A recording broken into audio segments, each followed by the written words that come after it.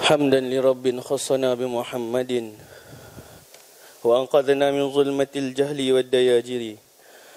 الحمد لله الذي هدانا بعبده المختار من دعانا إليه بالإذن وقد نادانا لبيك يا من دلنا وهدانا. صلى الله وسلم عليه وعلى آله. Alhamdulillah summa alhamdulillah. Limpahan puji kita panjatkan kepada Allah pertama-tama dan selama-lamanya. Daripada sanubari kita yang terdalam, mengungkapkan rasa syukur kita. Terima kasih kita kepada Allah yang Maha Berkuasa, yang telah menjadikan nikmat kepada kita pada masa ini, pada masa akan datang, pada masa yang lepas. Berapa ramai di kalangan kita makhluk ataupun hamba-hamba Allah yang dikurniakan oleh Allah kemampuan rasa ungkapan terima kasih di dalam hati. Dari kerana itulah Allah Subhanahu wa taala menyebutkan dalam Al-Quran, qalilam ma tashkurun. Sangat-sangat sedikit di kalangan hamba-Ku yang bersyukur. Allah Subhanahu wa taala pun berfirman dalam Al-Quran, yang mana nikmat yang Allah Subhanahu wa taala kurniakan kepada kita ni, kalau kita nak hitung walaupun satu nikmat daripada nikmat Allah, nescaya tidak akan kita dapat hitungnya. Wa in ta'uddu ni'matallah la tuhsuha. Dan sekiranya kamu hendak hitung nikmat, satu nikmat Allah, nikmat. Wa in ta'uddu ni'matallah. Dan sekiranya kamu nak hitung walaupun satu nikmat Allah, bukan banyak nikmat Allah, walaupun satu, Allah Ta'ala kata ni'matallah. Satu kalimah yang memberi makna ungkapan satu. Ataupun kata bahasa Inggeris kita biasa dengar singular kan. Jadi satu nikmat kalau kita daripada Allah Subhanahu wa taala memang tidak akan terbalas. Kerana apa? Contohnya nikmat mata. Daripada mata inilah kita dapat mengenal wajah ibu kita, wajah ayah kita. Warna putih, warna merah, kita dapat mengenal akan kekasih-kekasih Rasulullah, kekasih-kekasih Allah. Kita dapat mengenal siapa lagi kalau tidak keluarga kita dan juga orang-orang yang telah dikurniakan oleh Allah keistimewaan di dalam agama ini. Maka kalau kita sebut satu persatu, takkan boleh sebut walaupun satu nikmat Allah. Itu baru sahaja mata. Berapa ribu ataupun berapa puluhan, ratusan warna yang Allah Ta'ala tunjukkan kepada kita. Itu baru warna. Belumlah nikmat-nikmat yang lain yang Allah Ta'ala kurniakan. Alhamdulillah, atas kurniaan Allah ini, kita malam ni sepatutnya kuliah oleh Al-Fadhil Ustaz Muhadir Jul. Akan tetapi takdir Allah Subhanahu wa taala, yang mana kami sekeluarga datang ni sebenarnya pun untuk sama-sama mengambil istifadah, mengambil manfaat akan apa yang beliau akan sampaikan daripada buku yang telah, maksudnya telah diterbitkan oleh Galeri Ilmu. Ini antara bukunya hari ini nak bincangkan, buku inilah hasilnya kan. Kelahiran teragung junjungan mulia Nabi Muhammad sallallahu alaihi wa alihi wa sahbihi wasallam. Akan tetapi takdir Allah Ta'ala telah mendahului, maka terjadilah apa yang telah terjadi. Beliau tidak dapat hadir ke malam ini. Walau bagaimanapun saya sebenarnya tak layak untuk menggantikan Al-Fadhil Ustaz. Akan tetapi kerana mengingatkan kata Al-Imam Al-Haddad, imtithalul amr khairun min sulukil adab. Kata Imam Al-Haddad yang mengambil kata-kata daripada Hujjatul Islam Imam Ghazali, imtithalul amr, mengikuti arahan, mengikuti permintaan adalah terlebih baik daripada menjaga adab. Kalau menjaga adab ni maksudnya ustaz lah yang lebih berhak, sebab majlis malam ni majlis kepurnaan beliau. Akan tetapi kerana ada permintaan di kalangan, maksudnya di kalangan jawatan kuasa masjid, maka saya pun dengan izin Allah sama-samalah kita muzakarah ya. Apa-apa yang berkenaan dengan Nabi Muhammad sallallahu alaihi wa alihi wa sahbihi wa baraka wa sallam. Dan alhamdulillah kita telah sampai ke bulan Muharram. Bulan yang mana Nabi Muhammad sallallahu alaihi wa alihi wasallam lahir.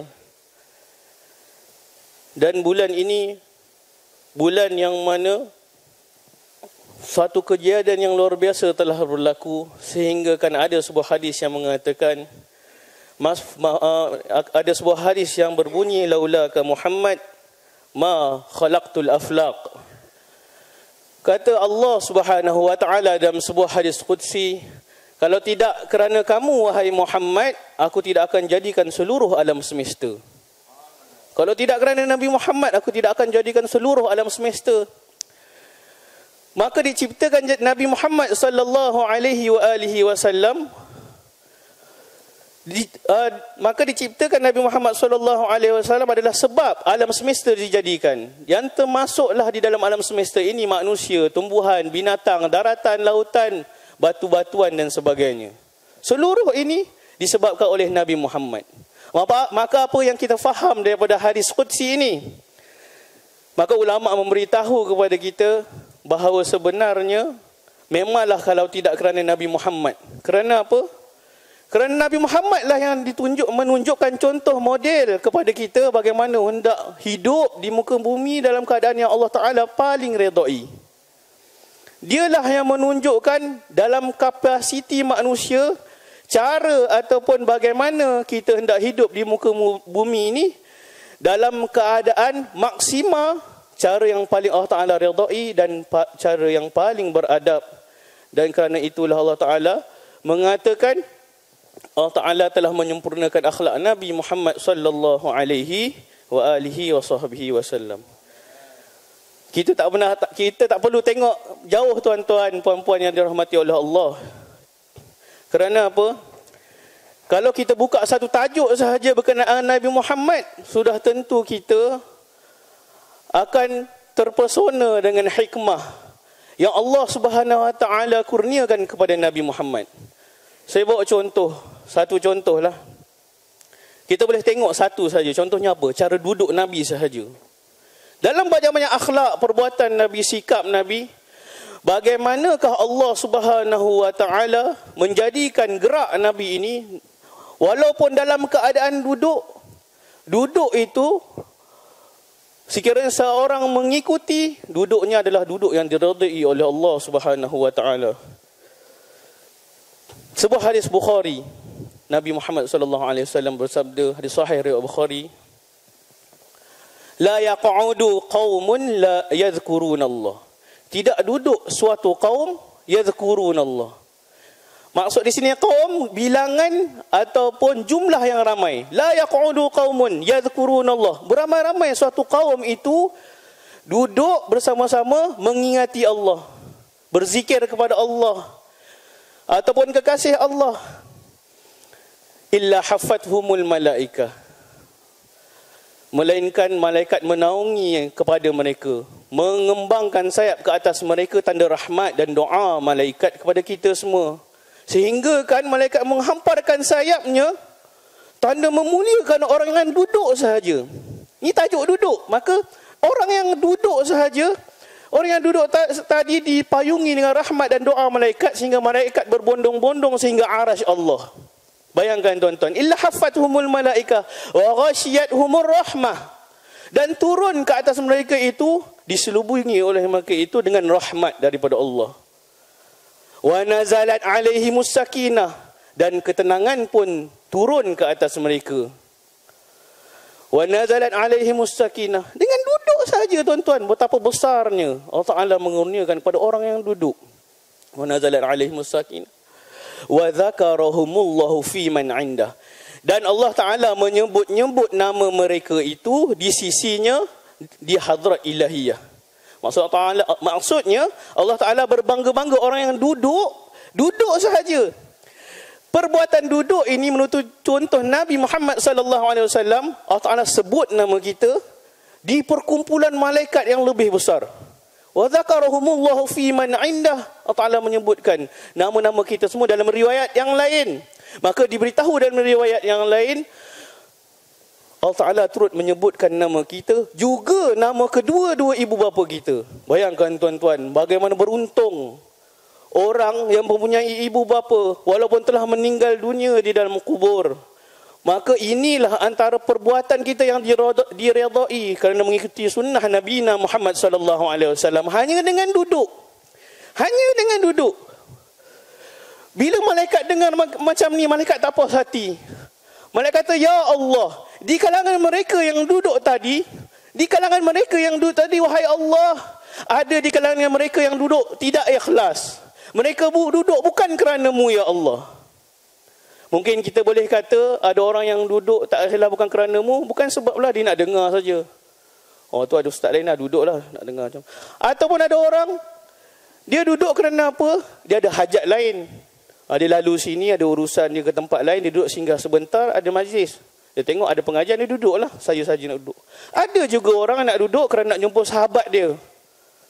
Bukan betul-betul ikhlas kerana Allah. Nak jumpa sahabatnya dan niat selain-lainnya. Maka malaikat tadi berkata kepada Allah, "Ya Allah, bagaimanakah hal keadaannya mereka? Yang mana mereka duduk ni tidak ikhlas kerana-Mu, ya Allah. Bagaimana keadaan mereka?" Mereka bertanya kepada Allah. Allah Ta'ala berfirman. Dalam hal firmannya, kata-katanya yang menunjukkan betapa luas rahmat Allah. Betapa besar kasih sayang Allah meliputi kita semua. Maka Allah Subhanahu Wa Ta'ala berfirman, "Humul qaum la yashqa bihim jalisahum." Mereka lah kaum yang duduk tadi, walaupun mereka duduk kerana selain Allah, la yashqa bihim jalisahum. Nescaya tidak akan sia-sia, tidak akan celaka apa yang mereka buat itu. Maksudnya, mereka turut mendapat rahmat keempat-empat yang disebutkan dalam hadis Nabi Muhammad sallallahu alaihi wa baraka wasallam tadi. Itu tuan-tuan, betapa besar tuan-tuan rahmat Allah Ta'ala daripada Nabi kita yang mengajarkan tentang duduk. Siapa mengajar kita duduk bersila ni tuan-tuan? Saya nak tanya tuan-tuan. Asalnya siapa yang mengajar kita duduk bersila? Nabi Muhammad sallallahu alaihi wasallam. Kerana Nabi Muhammadun sallallahu alaihi wasallam apabila selepas sahaja solat subuh, maka baginda akan duduk tarabbu'. Duduk tarabbu' maksudnya duduk bersila. Ini kita bincang berkenaan Nabi Muhammad, bagaimana cara duduk Nabi. Setelah kita bincangkan, orang yang duduk sahaja beroleh rahmat yang sangat luas daripada Allah, pengampunan, sakinah, rahmat, dan juga nama mereka serta kedua ibu bapa mereka disebut di hadapan Allah, di kalangan para malaikatnya. Maka bagaimanakah caranya Nabi Muhammad SAW duduk? Pernahkah kita terfikir bagaimana Rasulullah SAW duduk, sedangkan kita hidup dengan bersyahadahkan Allah sebagai Tuhan dan Rasulullah sebagai Rasul ikutan kita. Maka ini perkara yang perlu kita ambil berat serta perhatian. Tanda kita cinta kepada Nabi Muhammad sallallahu alaihi wasallam. Sirahnya kita tahu. Sirahnya kita ambil tahu. Cara duduk, cara makannya kita ambil tahu. Bacaan-bacaan zikirnya kita ambil tahu. Seluruh perkara yang berkaitan dengan Nabi, termasuklah syama'il Nabi Muhammad sallallahu alaihi wasallam, batang tubuh. Maksudnya apa kriteria-kriteria yang khusus pada Nabi Muhammad SAW, semua seharusnya kita sebagai tanda umat yang mencintai Nabi mengetahuinya. Ada seorang kawan saya, dia bila tahu Nabi Muhammad SAW ada khatam nubuah, maka terus dia satu orang yang sangat mencintai Nabi, terus dia berkata, Masya Allah, luar biasa, dia kata luar biasa. Tuan-tuan, ada tak orang yang menjadi Nabi, yang menjadi utusan ataupun orang yang dimuliakan oleh orang lain, tokoh pada masyarakat, ada tanda bahawa dia itu diiktiraf sebagai tokoh masyarakat? Tidak ada tuan-tuan. Melainkan Nabi Muhammad SAW ada tanda yang jelas dia sebagai utusan Allah Subhanahu Wa Taala, iaitu seperti mana telah diceritakan dalam kitab Taurat dan Injil, di belakang kedua belikat Nabi Muhammad SAW ada ketulan daging yang timbul diseliputi oleh bulu-bulu yang halus, menandakan dia adalah utusan Allah Subhanahu Wa Taala. Maka kita berhenti sebentar untuk silakan azan. Baik, alhamdulillah 10-15 minit. Baik. Kita sama berkenaan dengan duduk tadi. Tuan-tuan, puan-puan, ibu-ibu, ayah-ayah yang dirahmati oleh Allah Taala. Dalam kita hidup ni, kita pernah tahu akan konsep sebenar duduk. Kerana dalam solat kita sering duduk, dan dalam makan pun kita duduk. Bagaimana tuntunan sunnah Nabi Muhammad SAW dalam duduk. Ada beberapa cara duduk Nabi Muhammad SAW yang telah dijelaskan oleh para imam di dalam kitab-kitab fiqih. Duduk yang pertama yang dicontohi oleh Nabi Muhammad SAW adalah duduk seperti duduknya hamba. Seperti orang dakwah selalu buat tu. Orang dakwah yang tabligh. Maksudnya dia duduk, lutut kanan ditegakkan. Kan? Lutut kanan ditegakkan. Tapi punggung tu duduk di atas kaki kiri. Maksudnya ada dah Tuan Haji dicontohkan model. Lutut kanan ditegakkan, kaki duduk, maksudnya punggung dihamparkan di atas telapak kaki kiri. Tu duduknya hamba. Nabi Muhammad SAW makan dalam keadaan begitu. Dalam lain keadaan Nabi Muhammad SAW, dan sering terlihat Nabi Muhammad SAW makan dalam keadaan duduknya iftirash. Iftirash tu seperti duduk di antara dua sujud. Duduk, punggung dihamparkan di atas telapak kaki kiri, telapak kaki kanan ditegakkan. Duduk iftirash. Ada orang dia tak biasa buat. Saya ada ceramah satu masjid dekat Masjid Sinar Ali Bukit Beruntung tu. Habis ceramah sampai ada pakcik itu jumpa. Dia kata, "Ustaz, macam mana Ustaz, tolonglah saya," dia kata. "Nak tolong apa ya Ji? Saya nak sangat ikut sunnah Nabi SAW duduk antara dua sujud. Tapi saya sakit Ustaz." Dia kata, "Saya tak dapat." Dia cakap tu sampai menangis. Nak ikut sangat sunnah Nabi SAW yang asal, yang betul-betul. Duduk macam mana duduk di antara dua sujud. Duduk di atas telapak kaki kiri, telapak kaki kanan ditegakkan. Tapi dia sakit sampai menangis. Kemudian saya jelaskan, maksudnya dalam kuliah-kuliahnya, maksudnya kita kena tahu macam mana duduk ni dalam solat. Apakah minima duduk di dalam solat dan apakah batasnya. Sehingga kan orang solat kalau dia tak tahu ini, dia boleh menjadi berlaku perkara yang haram di dalam solat, menyakiti orang lain. Sebagai contoh, sebelum tu kita kena tahu apa itu duduk. Duduk ni, kita duduk maksudnya sekurang-kurang duduk, minima duduk di dalam solat, dan kita faham apa itu duduk, iaitu punggung diletakkan di atas sesuatu. Itu namanya duduk. Ni sekurang-kurang duduk. Tak kisahlah macam mana pun, janji punggung diletakkan di atas sesuatu. Itulah namanya duduk. Kalau kita tengok cerita P. Ramlee, kan? Cerita P. Ramlee, seniman bujang lapuk. Bila dia pergi interview, kan? Tuan-tuan ingat kan? Bila dia pergi interview dengan Ahmad Nisfu ke bos tu? Masa tu? Bukan bos Ahmad Nisfu kan? Bos dia ada yang lain tu. Director, yang manager tu. Maka bila dia interview dengan manager tu, P. Ramlee pun duduklah. Tapi dia duduk, tak ada kursi. Dia duduk ibarat duduk atas angin, kakinya disilangkan di atas kaki yang lain. Maka manager pun heran. Dia kata, "Kau duduk atas apa ni?" Teruslah P. Ramlee kata, kalau nampak, kalau apa, macam mana? Kalau tak nampak, tandanya nak cepat mati. Maka cepat-cepatlah manager kata, nampak duduk. Tak nampak ke dia duduk? Sebenarnya itu duduk ke? Adakah itu duduk? Duduk adalah tetap papan punggung di atas sesuatu. Itu minima duduk. Tapi kalau dia tak duduk atas apa-apa, tak ada apa-apa, maka itu bukanlah duduk.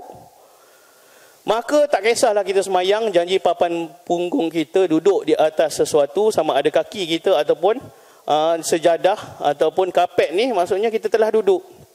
Minima duduk. Jadi tuan-tuan nak duduk di antara dua sujud, tak ada masalah lah macam mana cara pun. Sehingga saya pernah lihat dengan mata, kedua mata sendiri, Mufti Tarim, Habib Ali Masyhur. Dia pernah solat, hal keadaannya duduk tarabbu'.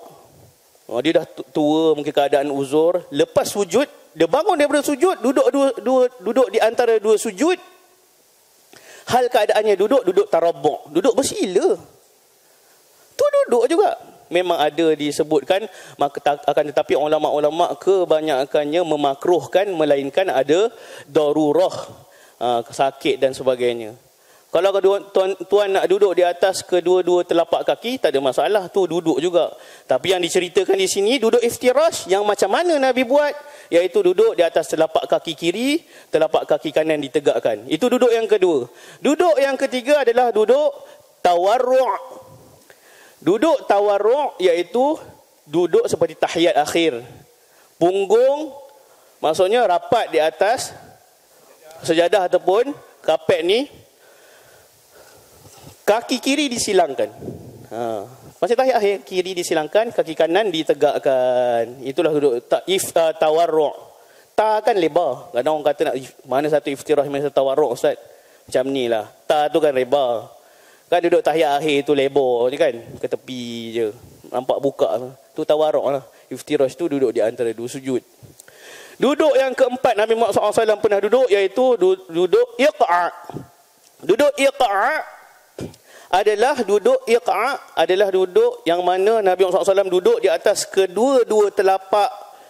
Dia duduk di atas kedua-dua belah kaki, tapi kedua-dua telapak kaki ni ditegakkan. Macam apa mencangkung, tapi tak mencangkung. Dia duduk. Tuan-tuan faham tak ni? Faham ke tak faham? Saya tunjuk . Yang pertama sekali duduk al-abdu. Duduk layak sebagai seorang hamba. Ini kita pernah tengok, iaitu duduk di atas telapak kaki kiri, telapak kaki kanan ditegakkan. Nabi sering duduk macam ni. Nabi sering duduk ni kalau makan dan duduk yang biasa ditegakkan. Orang dakwah biasa buatnya ni. Yang kedua dinamakan tadi duduk iftirash. Duduk iftirash. Duduk di atas kaki kanan, kaki kiri, kaki kanan ditegakkan. Ni iftirash. Kalau tuan-tuan sakit, tak payahlah menangis-nangis nak buat macam ni juga. Itu darurat, tak apalah nak buat ni macam ni pun duduk. Tapi pahala besarnya macam ni lah. Tapak kaki kanan ditegakkan. Duduk yang ketiga, yang dah ketiga ya? Kedua. Duduk yang ketiga, duduk tawarru'. Tawarru' ni macam tahiyat akhir ya. Duduk bawah sini, kaki kiri disilangkan, kaki kanan ditegakkan. Ini duduk tawarru'. Seterusnya, yang keempat duduk Nabi, duduk iqa'. Ni, duduk macam ni. Duduk di atas kedua-dua telapak kaki. Macam ni, kaki ditegakkan. Pernah Nabi Muhammad SAW duduk macam tu ketika makan. Pernah, hal-hal keadaan tertentu.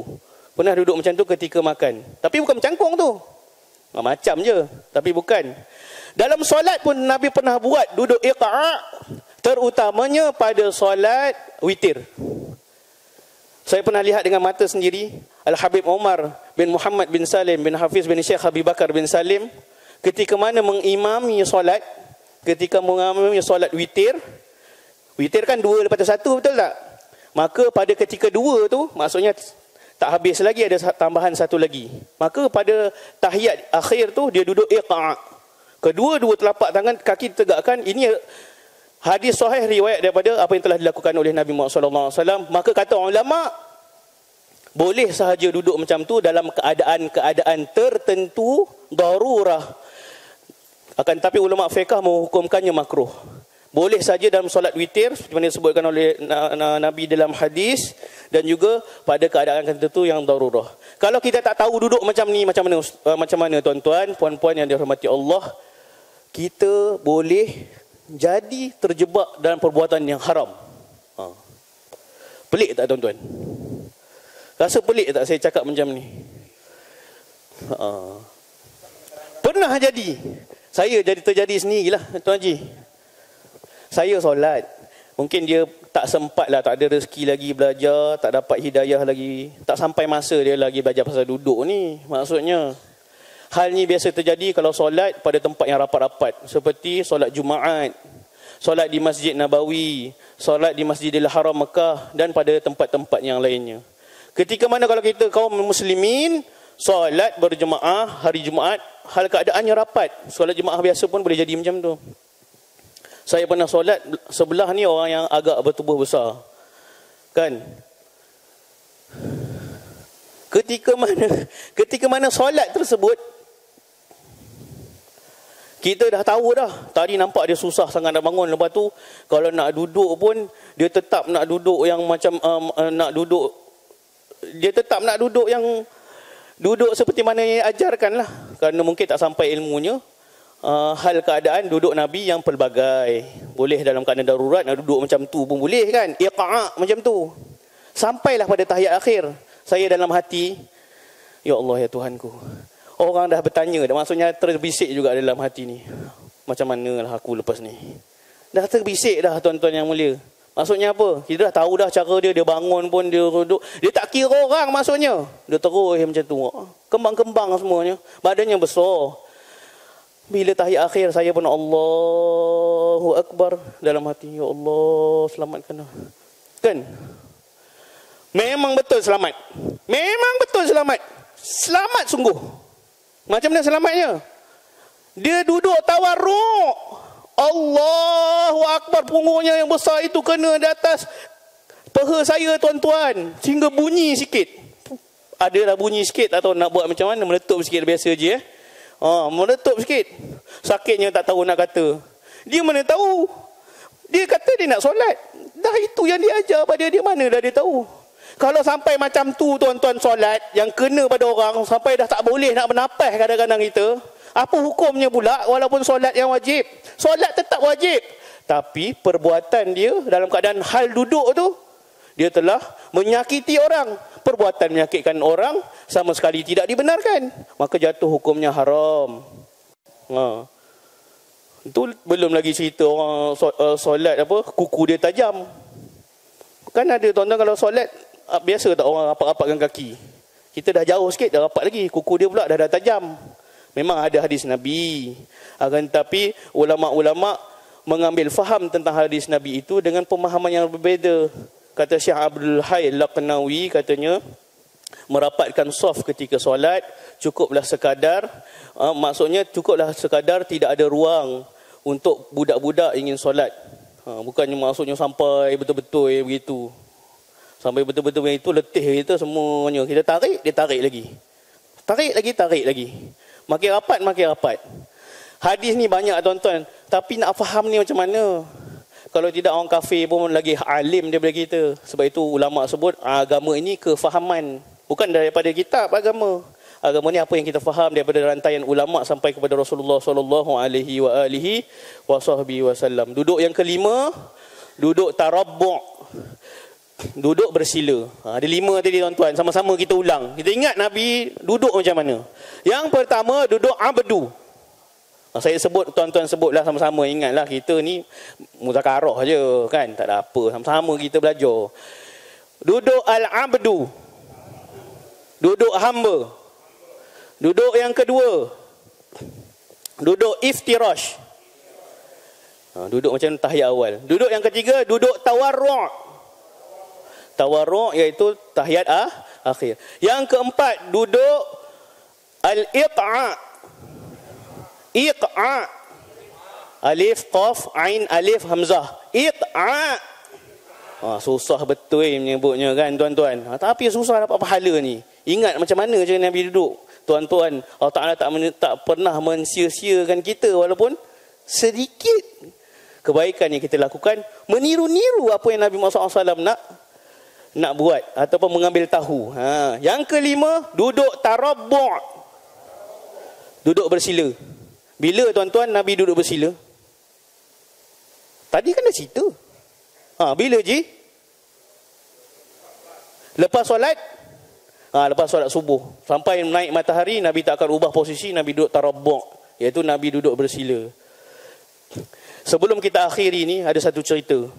Pernah guru saya, kan orang makan kan duduk, dia duduk hamba, seperti hamba, dan juga duduk, Nabi Muhammad SAW duduk iftirash. Tapi Nabi Muhammad SAW duduk iftirash ataupun maksudnya duduk seperti hamba tu. Nabi Muhammad SAW, kan Nabi Muhammad SAW, dia ni makan, hal keadaannya makan di bawah. Dalam Syama'il diceritakan, Nabi Muhammad SAW tak pernah makan makanan di atas. Dalam kitab Syama'il Muhammadiyah disebut. Kadang-kadang kita tak faham ni. Ni isu besar. Jadi orang yang semangat, dia akan salah faham kalau tidak dengan kefahaman yang diberikan jelas oleh guru. Maka Nabi Muhammad SAW tak pernah dalam hidup dia sekali pun makan di atas ataupun makan kat meja ke apa, tak pernah Nabi Muhammad SAW. Tak pernah dalam hidup dia. Semua Nabi Muhammad SAW makan di bawah. Kebiasaannya Nabi akan makan di atas sufrah. Biasa kita dengar orang Melayu panggil safrah lah. Saprah. Apa dia safrah tu? Saprah tu apa? Saprah. Asal dia suf, so, fa, ro, tamar butoh. Sufrah. Iaitu kain yang diikat pada unta. Kain yang berisi makanan yang diikat pada unta.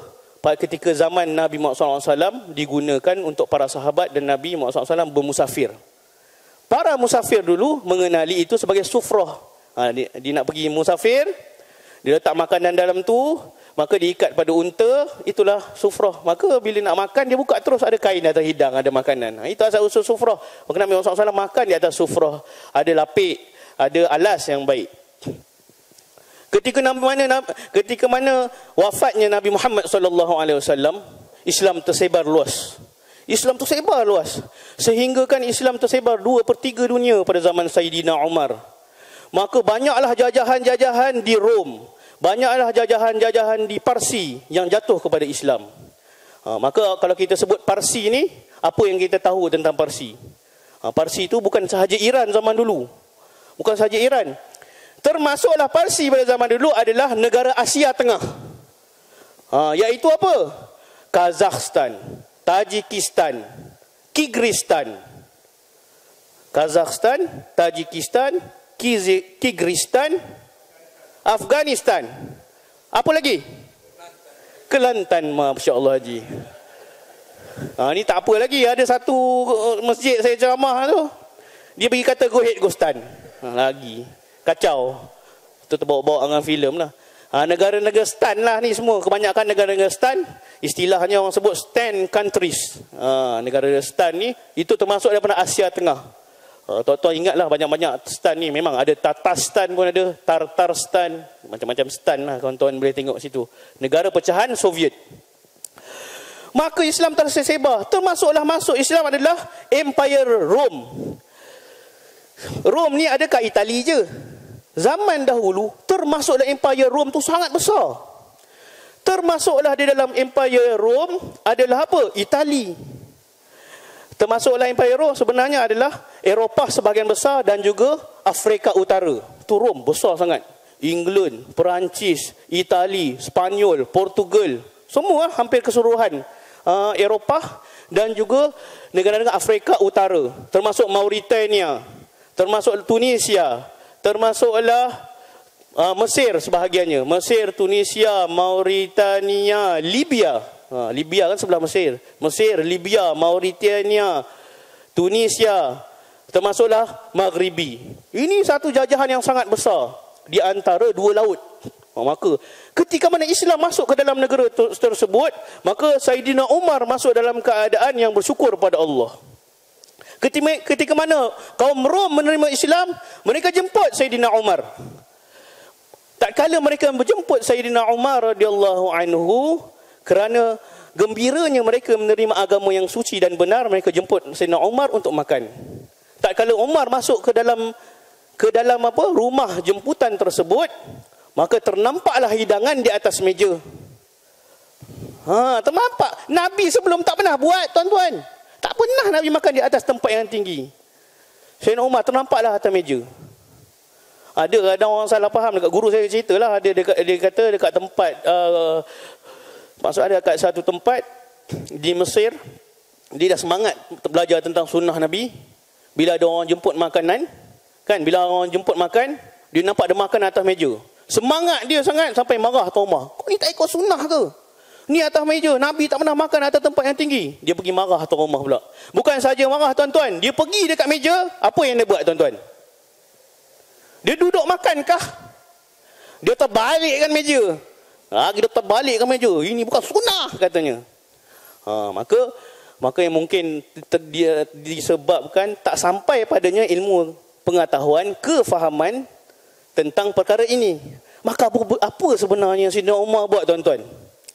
Bila dia nampak makanan telah dihidangkan atas meja, kalau kita masalah ni, masalah. Apa Sayyidina Umar buat? Dia pergi dekat meja. Apa dia buat, tuan-tuan? A, dia makan. B, dia terbalikkan meja. C, dia balik rumah balik.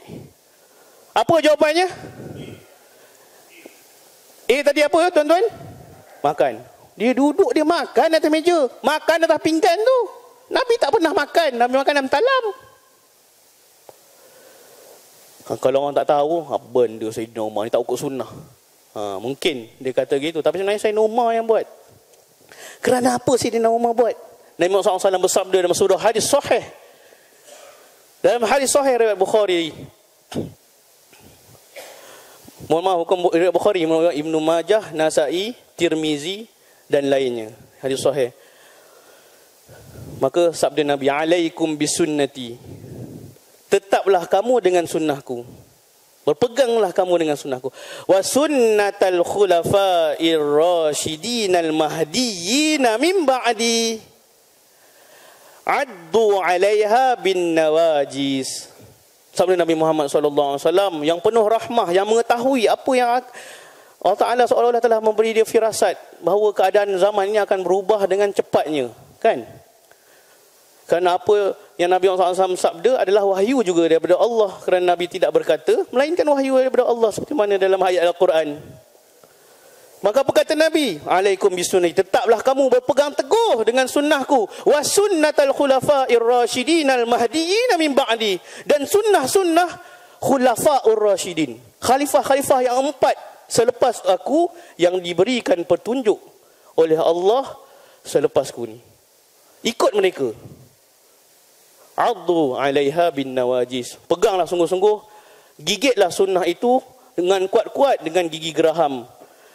Tandanya apa?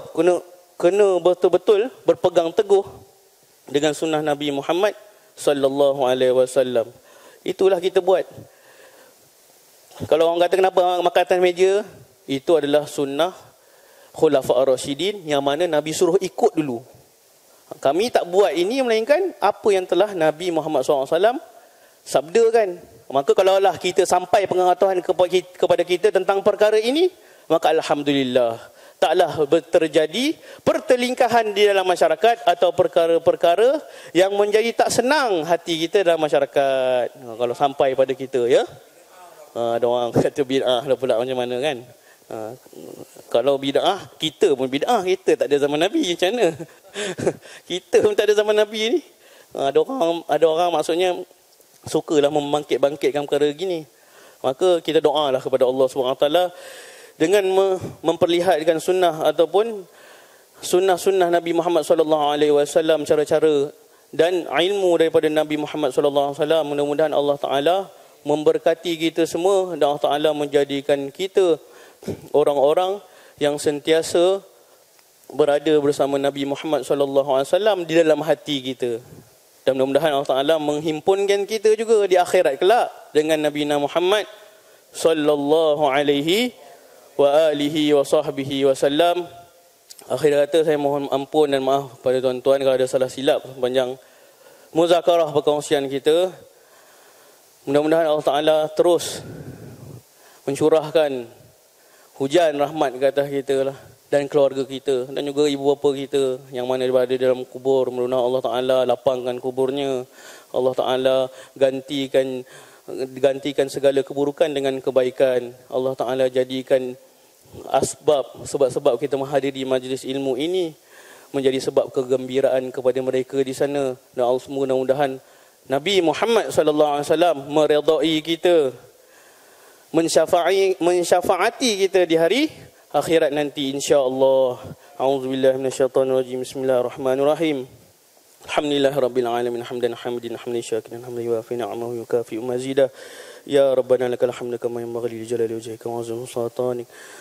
Allahumma faqihna fid din wa 'allimna at-ta'wil. Allahumma khtim lana ya Allah bi husnil khatimah wa la takhtim 'alaina ya Allah bi su'il khatimah. Allahumma ij'alna minal ladzina yastami'una al-qawl فيتبعون أحسنه صلى الله على سيدنا محمد النبي الأمي وعلى آله وصحبه وسلم سبحان ربك رب العزة عما يصفون وسلام على المرسلين والحمد لله رب العالمين والعفو منكم.